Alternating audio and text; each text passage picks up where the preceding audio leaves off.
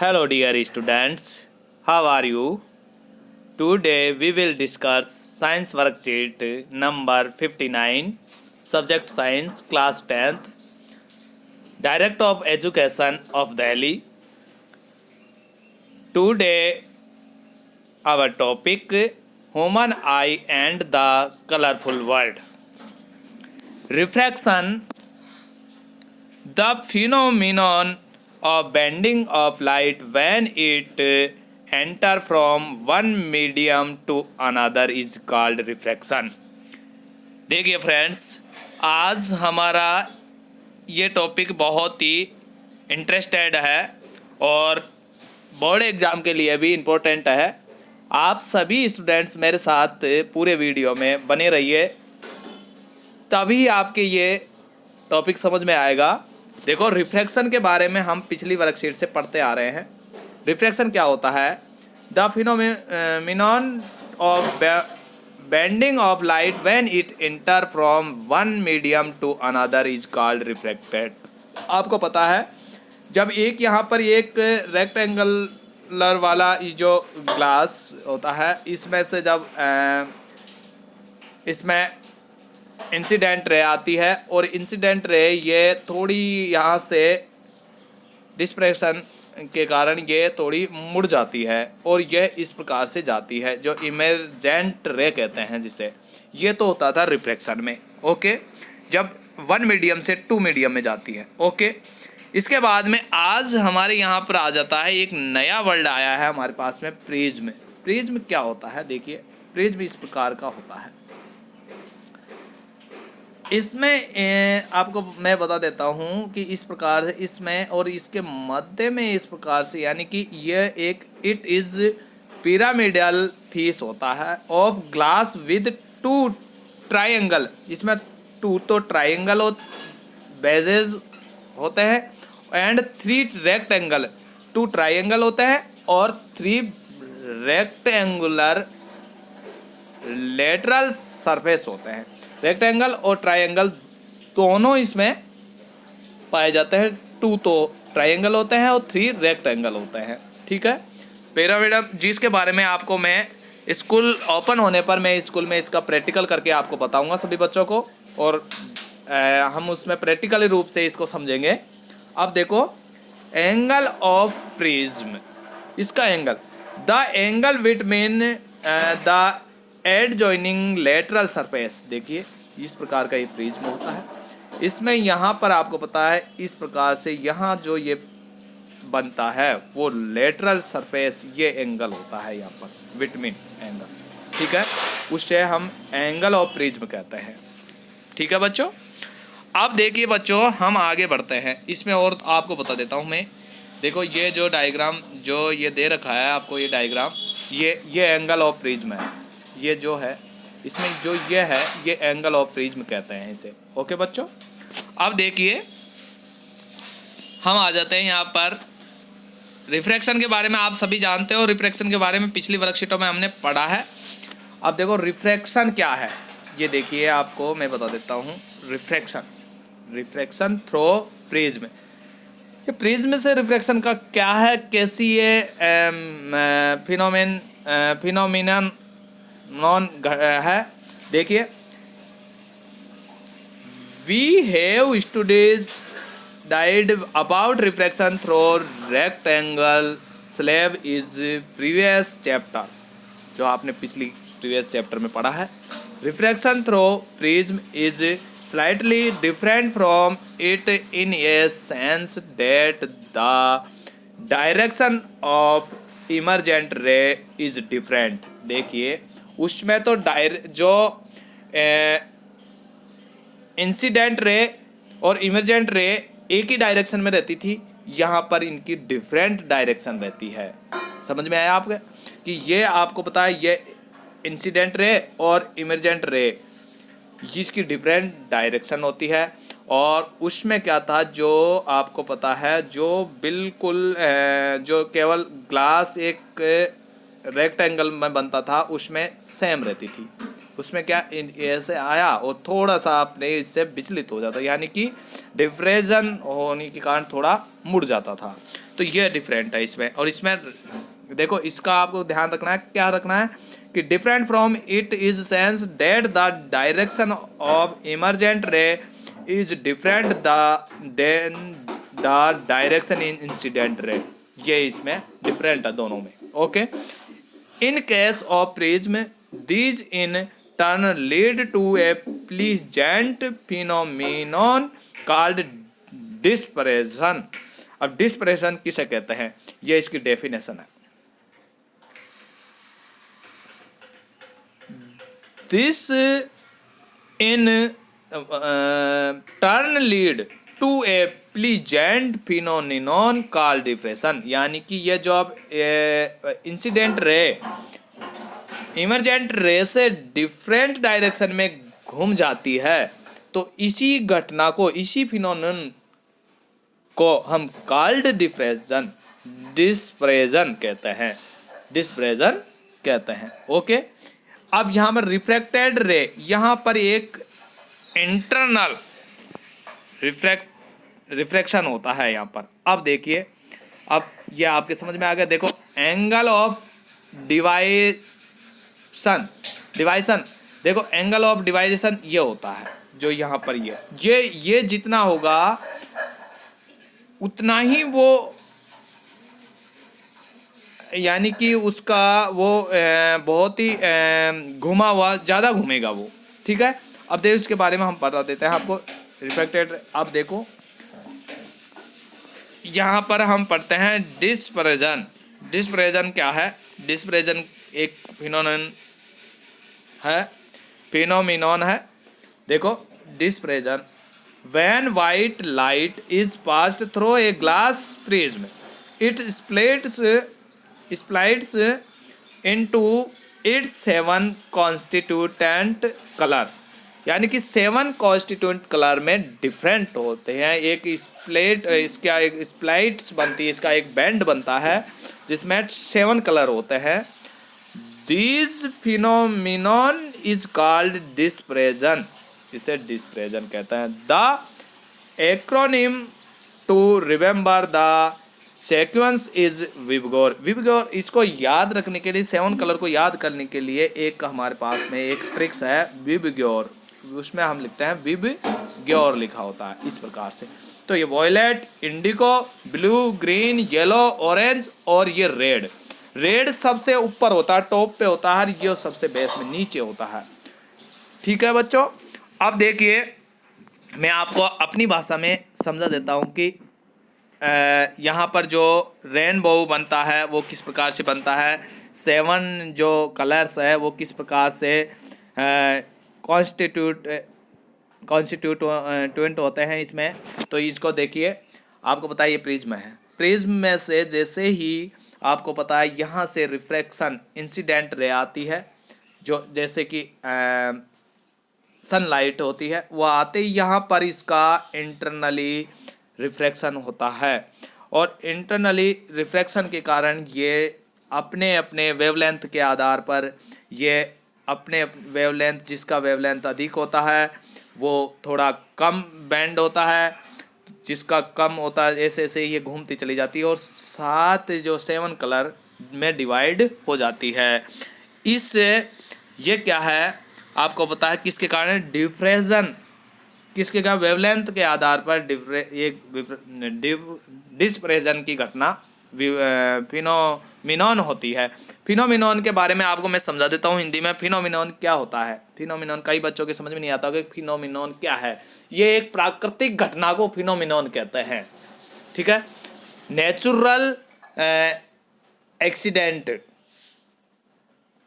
ठीक है, अब देखिए यहाँ पर, आप देखिए मैं आपको कुछ बताता हूँ यहाँ पर।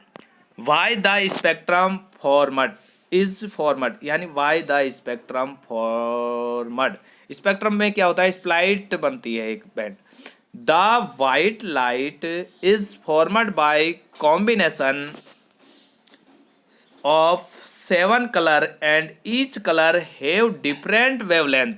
यानी कि किसके कारण होता है ये सब? जो डिस्परेशन जो एक फिनोमिनन होती है, ये किस पर आधारित है? ये डिफरेंट वेवलेंथ, यानी कि जो कलर होते हैं उनकी अलग अलग डिफरेंट वेवलेंथ होती है, जिसके कारण ही ये अलग अलग उसमें स्प्लाइट का में बनते हैं और इस प्रकार से डिस्प्रेशन की घटना होती है, फिनोमिनॉन होती है।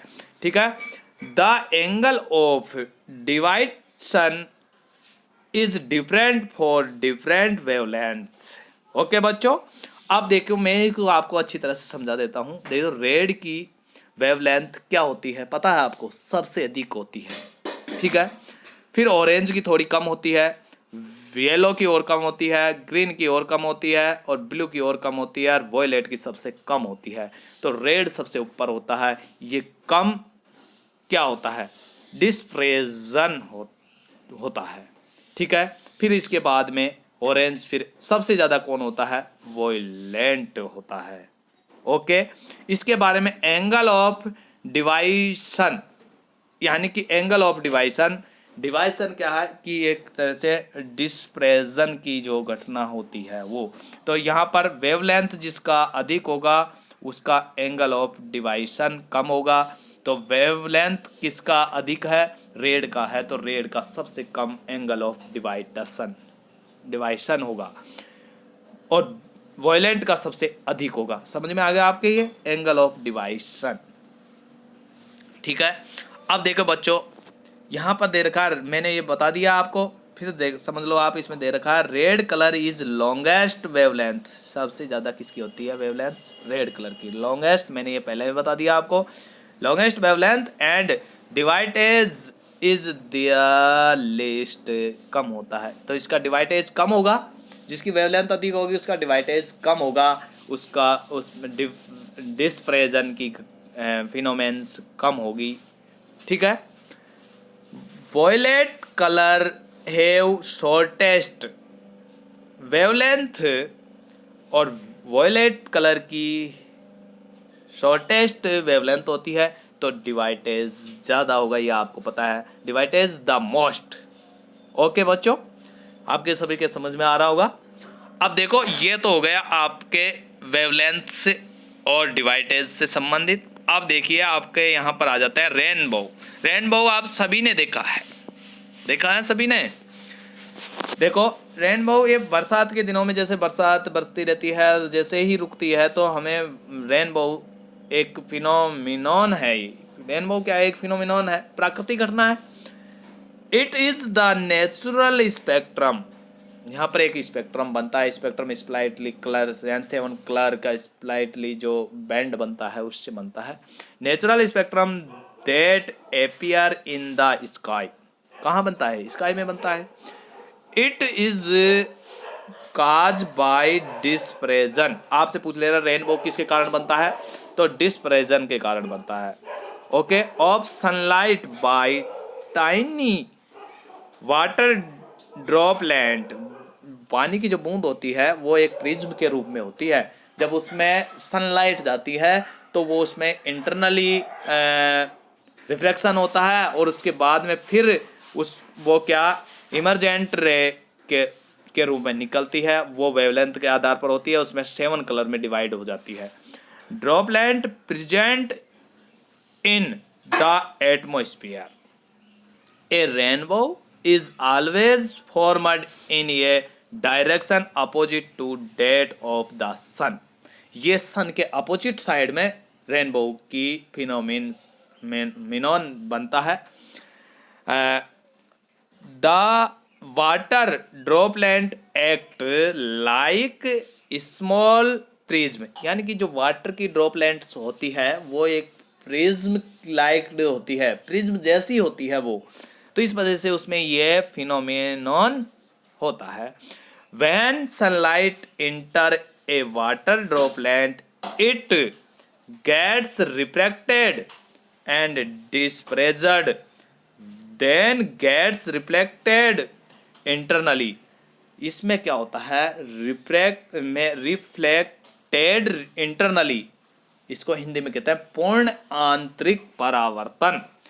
Reflected internally and finally refracted again when it come out of the rain drop. Okay, इस प्रकार से रेनबो तैयार होता है। इसके लिए आपको मैं यह बता देता हूँ, ये देखो इसमें डायग्राम है, अब मैं इसको समझाता हूँ। ये है सनलाइट, सन है, सन से वाइट लाइट फ्रॉम द सन, सन से वाइट लाइट निकलती है, यहाँ पर रिफ्रैक्शन की घटना होती है, फिनोमिनॉन होती है, यहाँ पर डिफ्रेजन होता है, diffraction total internal refraction of spectrum, internal refracted होता है यहाँ पर।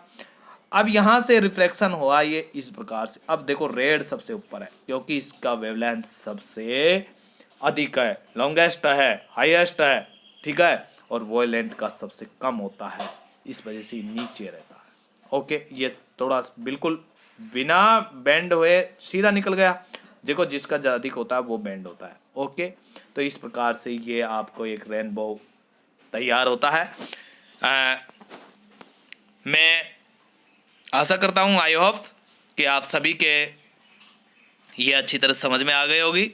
फिर भी किसी बच्चे को कोई डाउट हो तो वो पूछ सकता है मेरे से। अब देखिए आपके यहाँ पर ये वर्कशीट कंप्लीट होती है, इससे संबंधित कुछ इंपॉर्टेंट क्वेश्चन यहाँ पर हमारे सामने निकल के आ रहे हैं, इन्हें देख लेते हैं। फर्स्ट क्वेश्चन है आपका, analyst the difference between refraction through a glass slab and refraction through a prism. अब आपको पता है कि जो एक ग्लास होता है, जो स्लैब वाला ग्लास, जो ये रेक्टेंगल वाला, ये इस प्रकार से, तो इसमें हमने ये पढ़ा था कि यहाँ से ये इंसिडेंट रे और इमरजेंट रे, तो यहाँ से ये थोड़ी इधर घूमती है, डायरेक्शन एक ही रहता है। ये तो इसमें जो हमारी ग्लास स्लैब है उसमें जो रेक्टेंगल का बना होता है उस पे है, और एक है प्रिज्म, ये प्रिज्म है। अब प्रिज्म में क्या होता है कि ये जो इंसिडेंट रे है, फिर यहाँ पर ये रिफ्लेक्टेड इंटरनली होता है, इसके बाद में ये इस प्रकार से एक स्पेक्ट्रम तैयार होता है। तो इसकी डायरेक्शन सेम नहीं होती, इसकी डायरेक्शन सेम होती है। इन दोनों की रे की, इंसिडेंट रे और इमरजेंट रे, दोनों की क्या होती है, डायरेक्शन सेम होती है। और इसमें इमरजेंट रे और इंसिडेंट रे की डायरेक्शन सेम नहीं होती, यही इनमें डिफरेंट होता है। तो फर्स्ट क्वेश्चन आपका ये कंप्लीट होता है। सेकंड क्वेश्चन की ओर हम आगे बढ़ते हैं। देखिए बच्चों, हम यहाँ पर सेकंड क्वेश्चन पर बढ़ते हैं आपके आगे। देखिए इसको हम मिटा देते हैं। अब देखो सेकंड क्वेश्चन आपका आ जाता है यहाँ पर। देखो, how rainbow is formed after rain. तो इसके बारे में ये आपका सेकंड क्वेश्चन का आंसर है यहाँ से, क्योंकि इसमें क्या होता है, इसमें दे रखा है a rainbow always formed is direction opposite the sun, the water droplet act like small prism when sunlight enter a water droplet it gets reflected and dispersed, then gets refracted internally and finally refracted again when is comes out of the raindrop। Okay, तो ये आपका second question का answer हो गया। इसके बाद में हम आगे बढ़ते हैं बच्चों। आपका थर्ड क्वेश्चन है यहाँ पर, द कलर रेड, हाँ कलर रेड द। अब देखो इसमें लॉन्गेस्ट वेवलेंथ, इसकी आपको पता है कलर रेड की कितनी है, इसकी लॉन्गेस्ट होती है। कलर रेड पे कौन सी होती है, longest, longest colour red. Okay, और इसकी क्या होती है, इसकी होती है शॉर्टेस्ट, शॉर्टेस्ट होती है इसकी, किसकी, वॉयलेंट की। ओके, वेवलेंथ सबसे ज़्यादा किसकी होती है, रेड की, और वेवलेंथ इसकी वॉयलेंट की क्या होती है, शॉर्टेस्ट होती है, सबसे कम होती है। ओके, ये आपका थर्ड क्वेश्चन हो गया। इसके बाद में आपका आ जाता है फोर्थ क्वेश्चन। फोर्थ क्वेश्चन आपका, define angle of deviation of a prism. अब आपको पता है, ये मैं बता देता हूँ, define angle of deviation of a prism. आपको पता है ये बिल्कुल आपके समझ में आ जाएगा, मैं बता देता हूँ आपको। देखिए बच्चों, एंगल डिवाइशन वेवलेंथ। अब देखो यहाँ पर वेवलेंथ यदि बढ़ेगा तो एंगल डिवाइशन कम होगा, और वेवलेंथ यदि कम होगा तो ये अधिक होगा। तो आपको पता है रेड का सबसे अधिक वेवलेंथ होता है, तो उसका एंगल ऑफ डिवाइसन कम होगा। आपको पता है एंगल ऑफ डिवाइसन क्या है, इसमें आपको मैं यहाँ पर बता देता हूँ। ये रहा, देखो, देखिए, इंसिडेंट रे और इमरजेंट रे। तो ये इमरजेंट रे जिसकी अधिक होगी, यानी इमरजेंट रे जितनी इधर जाएगी, आप एंगल ऑफ डिवाइसन जिसका अधिक होगा उसकी इमरजेंट रे इधर घूमेगी, और जिसका कम होगा उसकी थोड़ी सीधी स्ट्रिक्ट जाएगी। जैसे रेड का एंगल ऑफ डिवाइसन कम होगा और वॉयलेंट का सबसे अधिक होगा, हाईएस्ट होगा। ओके, तो इस प्रकार से आपका ये 4th क्वेश्चन भी कंप्लीट होता है। मैं आशा करता हूँ कि आप सभी के ये वर्कशीट कंप्लीट रूप से समझ में आ गई होगी। फिर भी किसी स्टूडेंट को किसी प्रकार की कोई डाउट रहती है तो कमेंट बॉक्स पर लिखे या मेरे पर्सनल व्हाट्सएप नंबर पर मेरे से संपर्क करके अपनी डाउट क्लियर करें। थैंक्स।